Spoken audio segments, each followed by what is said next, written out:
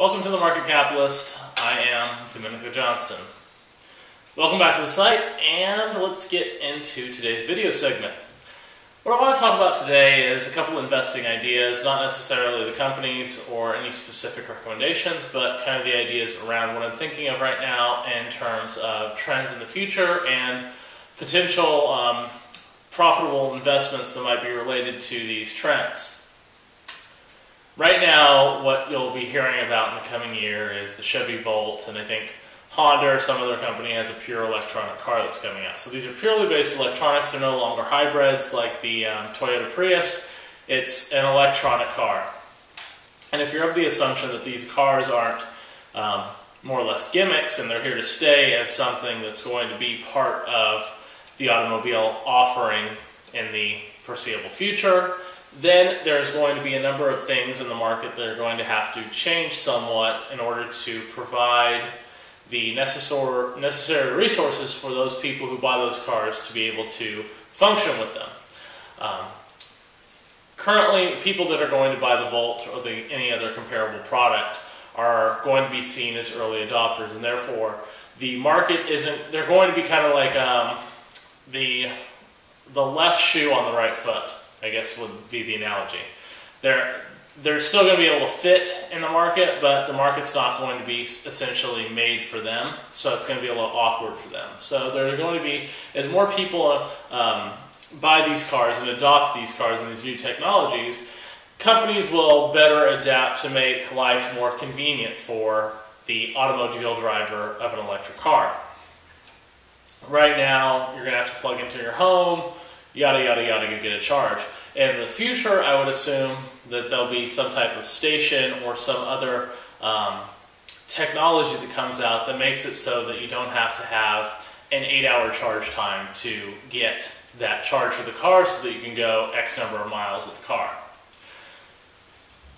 In investing terms, what I'm looking at here is, okay, there is a new trend that's making its way in the market that's actually going to be, this is a very visible trend where electric cars are coming onto the market. They're different in a number of ways from a regular gas-powered car. Therefore, what in the market has to change, or what needs to be provided so that the electric car owner isn't inconvenienced in ways that he or she is unfamiliar with, because they're going from a gas-powered where, oh, I'll just go down to the corner, fill up with gas, and in 5 minutes I'm ready to go, full tank of gas.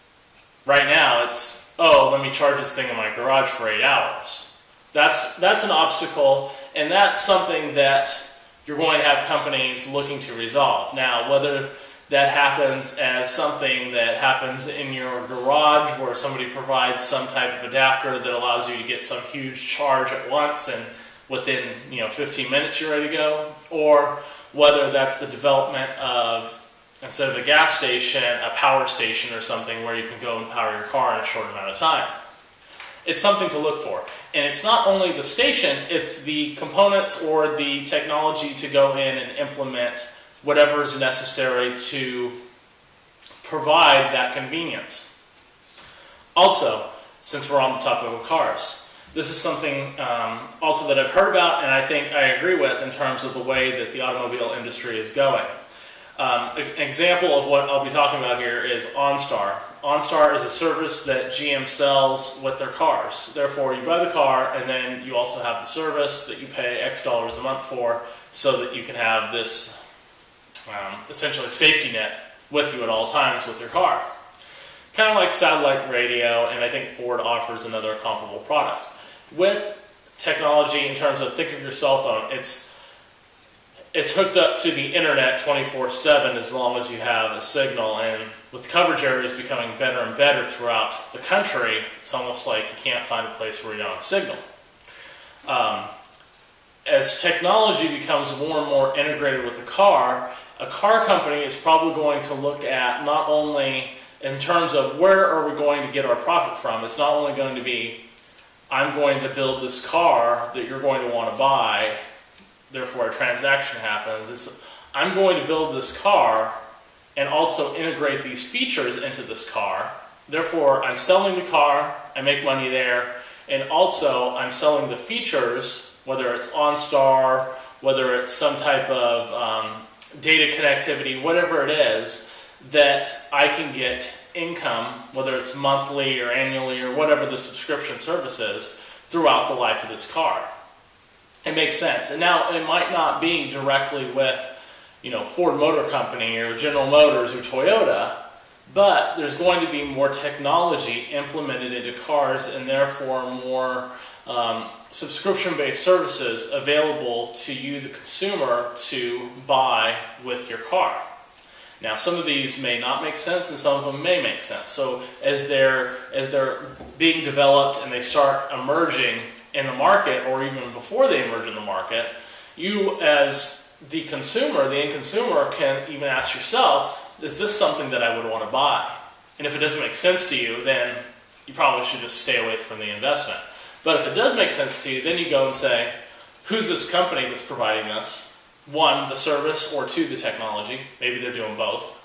And is it a pure play where they're really specific to that certain technology, or is it a smaller piece of a larger company? Like, is it General Electric that's really providing this, where the department or the area of the company that's focused on this particular technology is like 0.5% of the company, where even if this technology is wildly successful, it's not really going to impact the company that much.